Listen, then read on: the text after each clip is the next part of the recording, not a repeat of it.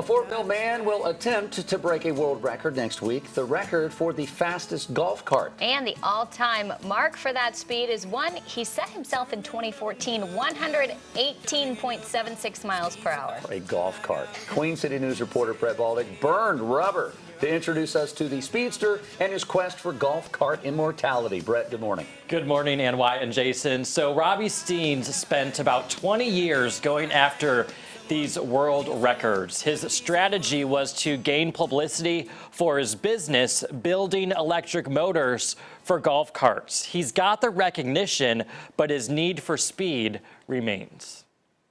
I'll build them, but I just can't play golf. The golf carts Robbie Steen gets his hands on aren't for the average golfer. They're designed for speed. In 2004, the idea to take a golf cart from the putting green to the drag strip was born. Members of the Steen family are familiar with the machines. They've been building golf cart motors for 46 years. The Steens wanted their business, Plum Quick Motors, to become familiar with the public as well. Me and my dad thought, what better way than to race, drag race a golf cart. The next attempt at the drag strip will be in this orange cart. It's been in the building process for 6 years. But then we have an explosion shield on top of that in case the batteries would catch on fire or blow up. You got something to protect you and all. Steen believes this ride can go at least 150 miles per hour, more than enough to break his own world record. Speeding down the quarter mile in a vehicle designed for the slow drive from tee to green comes with inherent danger.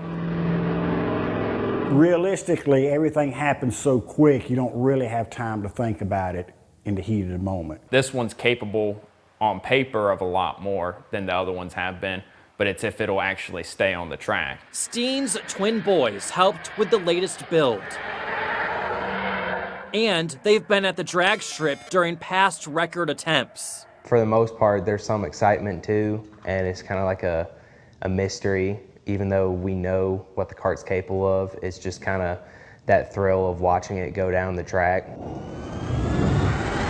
The thrill is shared by millions of people across the world. Robbie Steen is now an internet sensation. His speed records are posted on YouTube. He's become a household name to people at the Guinness Book of World Records, but ultimately, he's still just dad to his twin boys. I guess to me it was just like one of those normal things where it was like, this is what I've grown up with, dad runs all this crazy stuff, but then you tell people about it and everybody's like, whoa. Soon, the boys may be the ones saying, whoa.